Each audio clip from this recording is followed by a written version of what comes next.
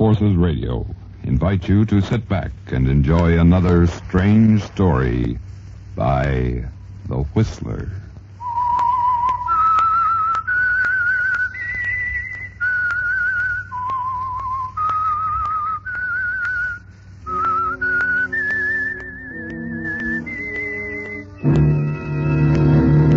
I am the Whistler, and I know many things, for I walk by night.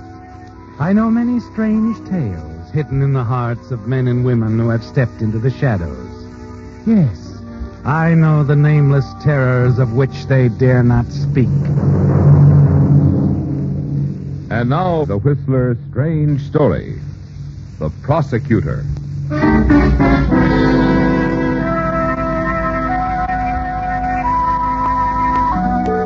The courtroom was tense now. Assistant District Attorney Philip Graham was beginning to summarize for the prosecution in the case of the People versus Thomas Anderson. The thrill of success was in his speech as he moved in for the kill. Ladies and gentlemen of the jury, in addition to the fact that circumstance links the defendant irrevocably to the killing, he still persists in his refusal to testify. Still offers no explanation as to his whereabouts on the night in question, solely on the basis of possible self-incrimination. And you were right, weren't you, Philip?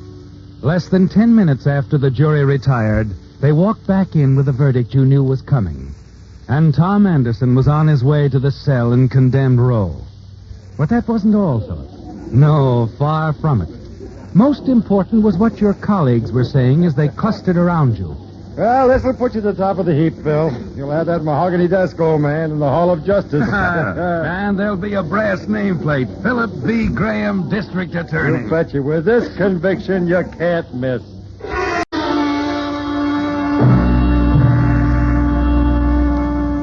And they were right, weren't they, Philip? The voters made it official 2 weeks later. And only you know what kind of a job you really did. Yes. It isn't easy to convict a man when you know in your heart that he's completely innocent.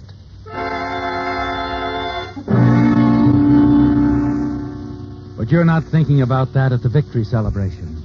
There's too much else going on. Congratulations, backslapping, important people. And above all, a beautiful brown-haired girl with clear blue eyes and a quick, easy smile. I didn't quite get that name. Corinne Scott.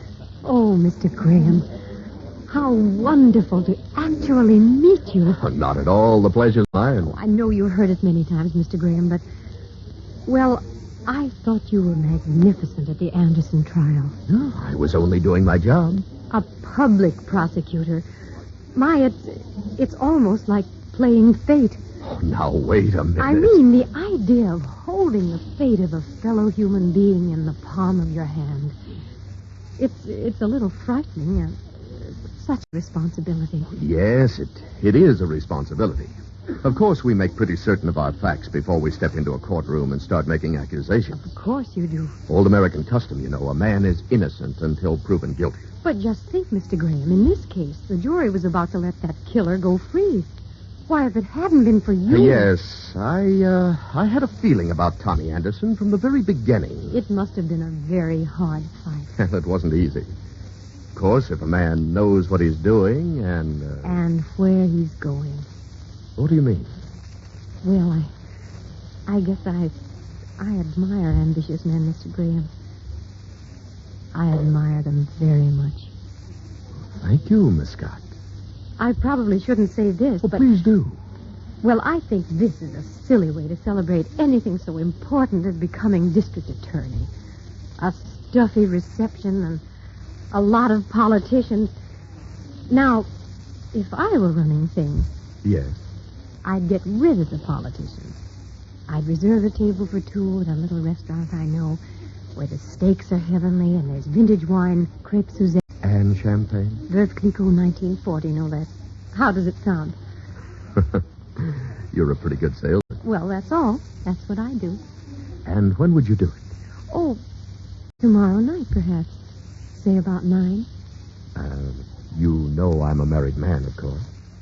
What's that got to do with the victory celebration? Well, if that's the way you look at it. 9 o'clock tomorrow night.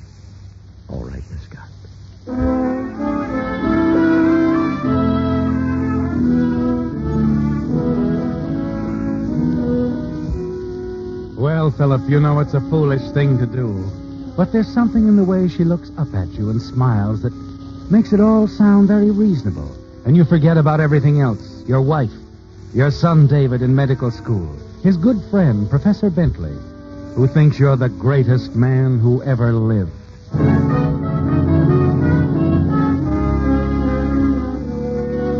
At 8:15 the following night, you're standing before the mirror in your bedroom, adjusting your tie.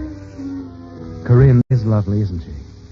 And as you put on your dinner jacket, you're thinking of the soft lights and the music. Oh, there you are, Dad. Here he is, Professor. Almost gave you up, Dad. Thought you weren't coming. Hello, son. Got the culprit at last. I told you he wouldn't walk out on us, Dave. Hurry up, Dad. We're a half hour late as it is. Well, what do you mean we're late? Say, what's the idea of the dinner jackets, Mr. Graham? Yeah, there's nothing formal about Wait a this. minute. What's this all about? Huh? You going somewhere? Are we going somewhere?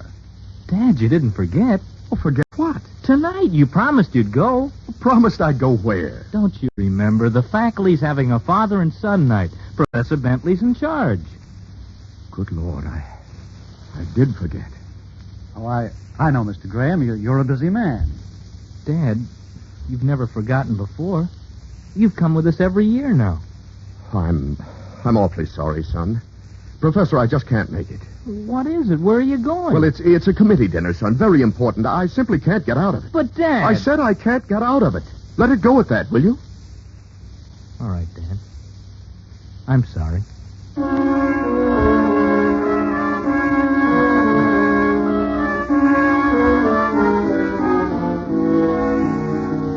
And that was the beginning, Philip. You didn't know it then, but you made a choice that night. A choice between your family, your home, and Corinne. And as you and Corinne continued to meet secretly during the weeks that followed, it began to worry you. Not your family, of course. It was your position, your reputation. Oh, Philip, I think it's wonderful. All you've accomplished. Corinne, there's something You I don't think... have to say it, Philip. I know what you're thinking. Do you? You're wondering when I'm going to tell you I want out. When I'm going to tire of loving a man I can never be seen with. Corinne, dear, Isn't that it? Frankly, yes. Please don't think about it anymore. I don't want to break up your home. I never will, darling. Because it would hurt the very thing I admire you for most of all. Your career. That's all.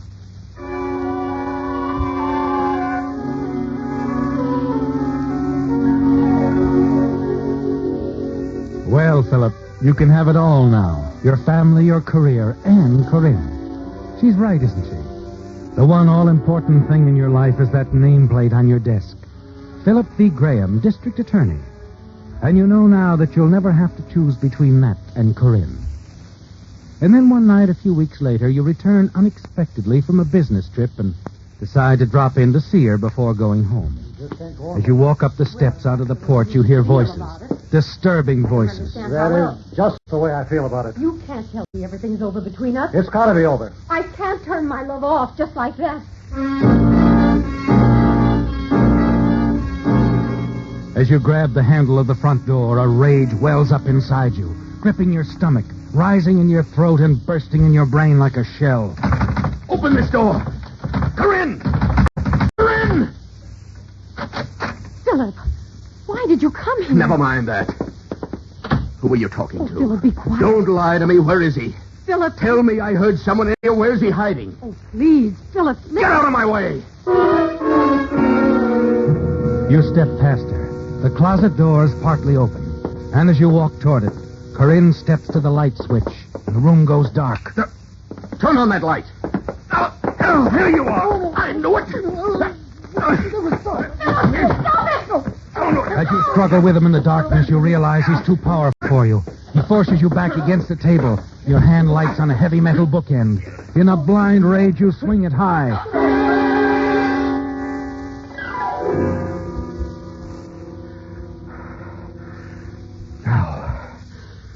Now you'd better turn on the lights, Corinne. Philip. Hurry up. All right.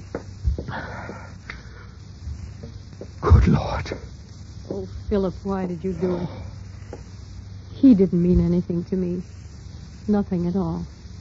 He came here because he found out about us. He wanted me to stay away from you. I'll get some water quickly. It's no use. He's dead, Philip. Oh, no.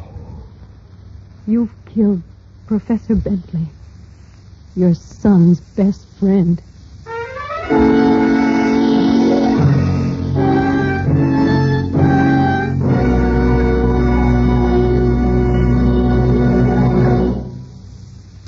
This is Alfred Hotkick.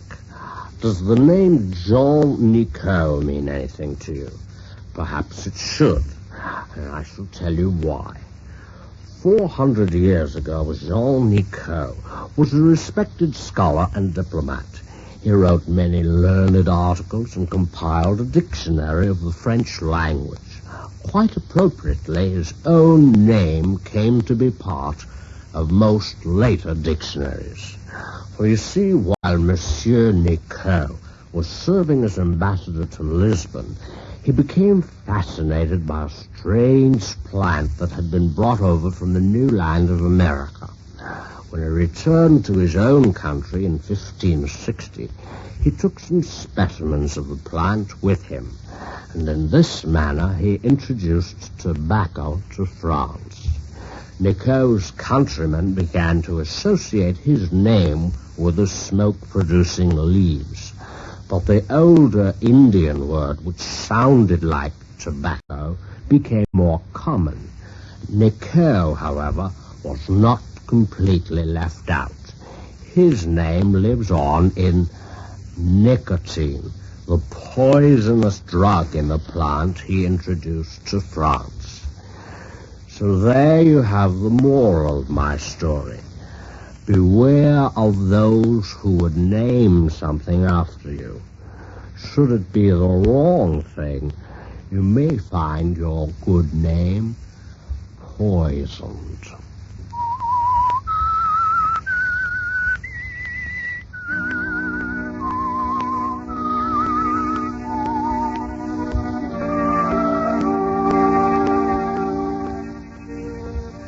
Well, Philip, you never expected anything like this. This couldn't be happening to you. It's all so horrible, so fantastic. For weeks now, your association with Corinne Scott has seemed so completely wonderful. Now, with the suddenness of the jealous rage that spurred your wild action there in the dark room, a beautiful dream was turned into a nightmare. And Professor Bentley, gentle, friendly Professor Bentley, your son David's friend, lies dead at your feet. As you stand there, stunned, looking down at what you've done, you're vaguely aware that Corinne has come forward and picked up the heavy bookend you used. You sink down into a chair as she moves about, straightening things up, scarcely looking at you. Slowly, you lower your hands from your face and look up at her. Corinne, what are we going to do? You've killed him, Philip. You've killed an innocent man who did nothing more than come here to ask me to stay away from Oh, you. I know that. As soon as the light went on and I saw who it was, I knew why he was here. Oh, Corinne, Professor Bentley was such a good friend to my son, to me. What am I going to say? How can I explain? You wouldn't have to explain if you could get him out of here, Philip. What? If he were found somewhere else, maybe miles from here. Corinne, would you help me do that? Yes, Philip. I would. I never knew anyone could be so devoted. So much in love with a person. I'm not doing it because I love you, Philip. What? Because I don't. I never have. Corinne, what are you talking about? I loathe you, Philip. I despise you and everything you've ever stood for. Have you lost your mind? Oh, the man of stone is crumbling. What's the matter, Philip? You're shaking. Shaking like a man in the death house. You're scared and bewildered, just like Tommy Anderson up there in the state penitentiary. Anderson? Tommy Anderson? What do you know about him? I know that he was innocent, Philip. And so do you. I know that you put him where he is in condemned row because it made you district attorney. I don't know what you're saying. And I don't see what it has to do with this. It has this. everything to do with this, Philip. Everything in the world. Because that's what Tommy Anderson means to me. What? I knew you'd be surprised. You see, Philip, you're not the prosecutor on the case anymore. I am. You mean you planned this? You got the professor No, here? not the professor. I had nothing to do with his coming here. I simply intended to involve you in a scandal, Philip. Or rather, a threatened scandal. And then I was going to give you a choice. A choice of being ruined through disgrace. Or of telling the truth about Tommy Anderson. Right? Exactly. Now you have two alternatives, Philip. You can either free Tommy or stand trial for murder. But it's impossible. I can't go back on what I've said about Anderson, not without... Not without admitting you produced false evidence against him. I'd be thrown out of office in 24 hours. Is that worse than the gas chamber? Is that the choice you're giving me, Corinne? That's it, Philip. You haven't long to make up your mind. The neighbors should be coming home any minute now. They might get curious if they saw a body being Don't carried talk out. about it. I'll do what you say, Corinne. Where's Professor Bentley's car? He said he parked in the next block. He didn't want to be seen. I'll go get it. I'll go with you. You don't have to. I'll come back. I'm sure you'll come back. Because, you see, while I straightened up around here, I hid that bookend. The one with your fingerprints all over it. Not missing a bit, are you? I can't afford to. Tommy Anderson's life depends on it. Shall we go?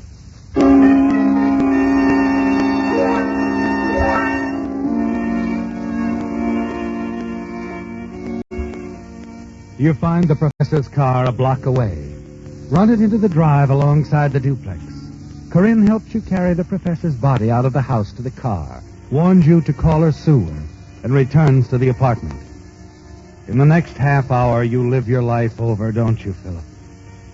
Driving grimly through the night, not knowing exactly where you're going, trying to stay on the darkest streets until you reach the edge of town. The university looms up ahead, a big, slumbering shadow. And you decide there's no better spot than Professor Bentley's own campus. You run the car in beneath the clump of trees, turn off the motor, wipe away your fingerprints, and climb out.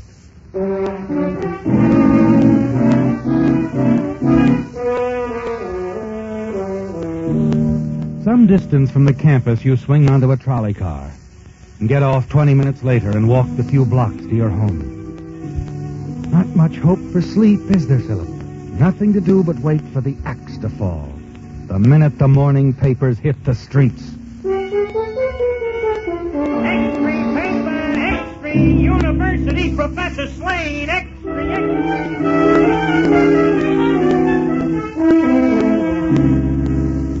Police offer the theory that the killing might be a gangland reprisal against District Attorney Philip Graham, whose home the slain professor often visited. Recent efforts by the Graham regime to rid the city of gangster domination are known to have caused threatening talk in many quarters, a City Hall spokesman said today. While Graham himself could not be reached concerning his...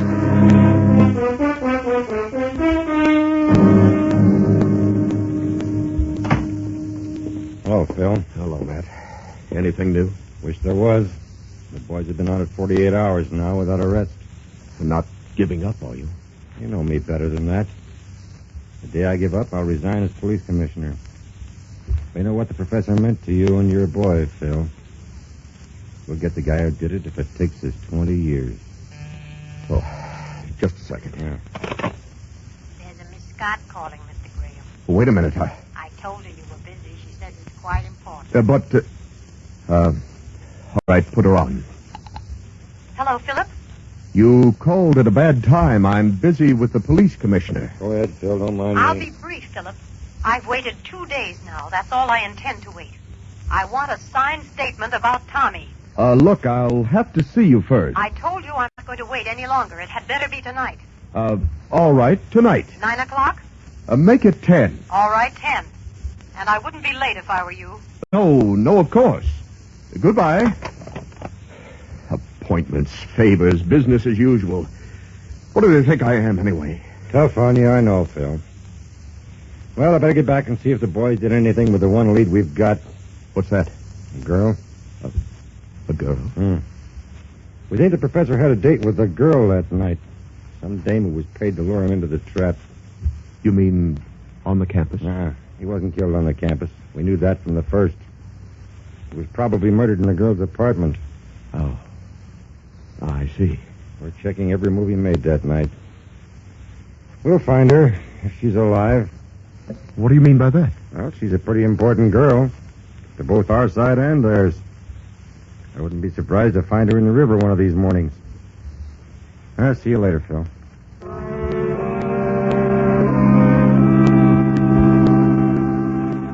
And you're thinking about the girl as he talks to you, aren't you, Philip? Of what she told you that terrible night in her living room. That you have two alternatives, Philip. You can either free Tommy or stand trial for murder. But there's another choice now, isn't there? Yes, it's been done before. The usual disappearance of the key witness with all the gangster trimmings. They'll never question it for a moment. At 5 minutes of 10, as you walk onto the porch of Corinne's house for the first time since the murder, you've made a terrific decision. You're going to kill her. Well, you're right on time, Philip. I'm always on time. Well, it won't take long. I didn't quite understand what you meant this afternoon about discussing it. There's nothing to discuss. I wanted a signed affidavit that you sent Tommy Anderson up on manufactured evidence. I'll be only too happy to walk out of your life. It's very simple. It's not that simple, Corinne. I want that bookend, for one thing. Naturally. What about your signed statement? Here you are. I wrote it at the office this afternoon. It's all there. Certainly is. What about the bookend? Just a minute. I'm enjoying this. You know, Philip, I'd never believe you could be so free. Where is it? It's there on the table in plain sight. You didn't hide it? Not that one. I hid the mate to it, Philip, very conveniently, just in case you decided to steal it, in a drawer under a pile of papers where I knew you'd find it. You could never tell them apart without a microscope, of course. Fingerprints are hard to see. Philip, wait a minute. You can't get away with...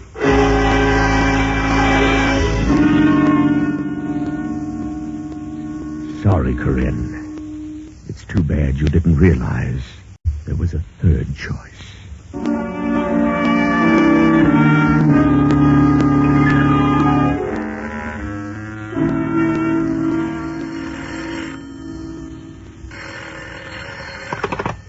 Graham speaking. Phil, there's a big break in the Bentley case. Go on. The girl I told you about.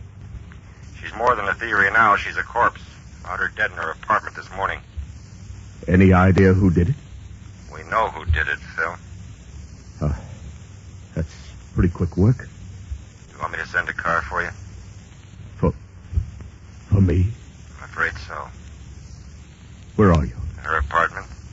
We've got the suspect here with us. Oh, you have him there? That's right. Oh, sure, Matt. Send a car. I'll be right over.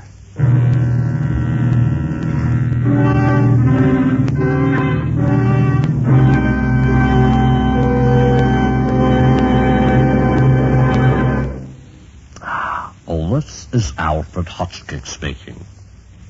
Once upon a time, there was an Apache named Oyafle. Freely translated, this means one who yawns. Obviously, this was not a proper name for a warrior who wished to strike terror in his opponents. So Oyafle, perhaps after consulting an early-day version of an actor's agent, selected a name which he felt was more appropriate. Soon, he was the terror of the Southwest. Throughout the area, people trembled with fear when they heard the name Geronimo. Years later, of course, Oyafle's nom de guerre came into different use.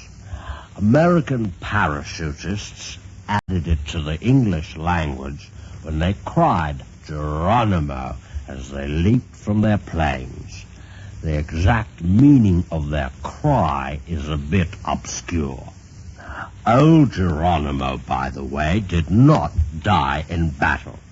He retired to reservation life in order to work on his memoirs and join the Dutch Reformed Church. May I add, there is absolutely no truth to the stories that Geronimo entitled his autobiography. They laughed when I raided a village, and then I changed my name. The idea is absurd.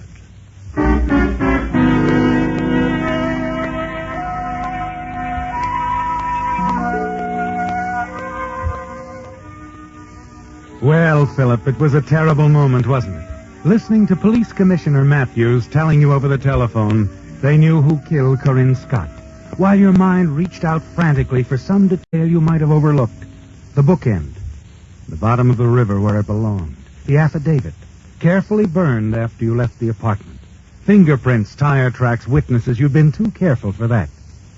Then the wonderful words almost made your heart stop, that they had the suspect there with them.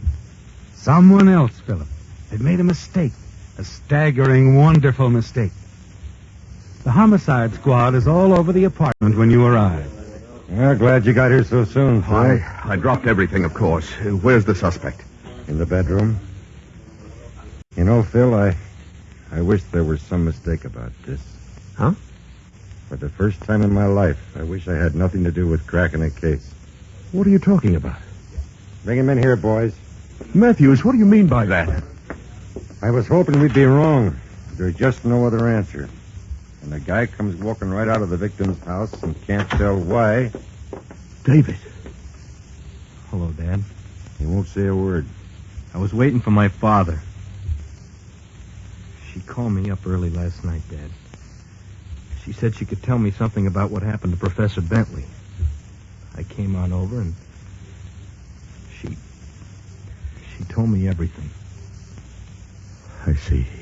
It sounded crazy. I told her it was a pack of lies. After I went home last night, I couldn't sleep. That's why I came back here this morning and... What did she tell you, David?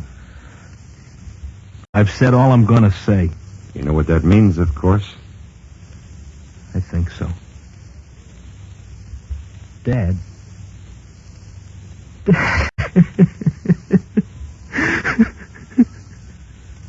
Matt. Yeah, Phil? You'd better get a stenographer. I've got a story to tell you. A story that begins with Tommy Anderson and ends right here.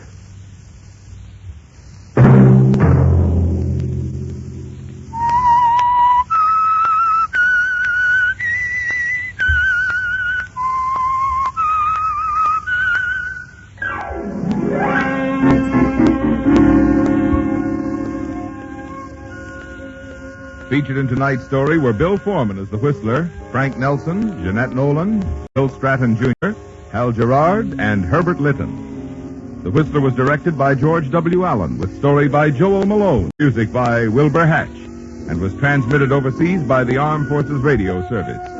The Whistler was entirely fictional, and all characters portrayed on the Whistler are also fictional. Any similarity of names or resemblance to persons living or dead is purely coincidental.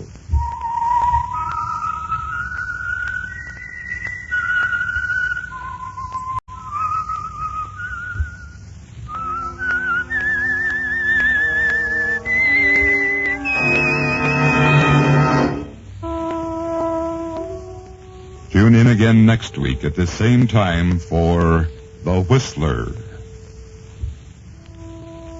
The Whistler has come to you through the worldwide facilities of the United States Armed Forces Radio and Television Service.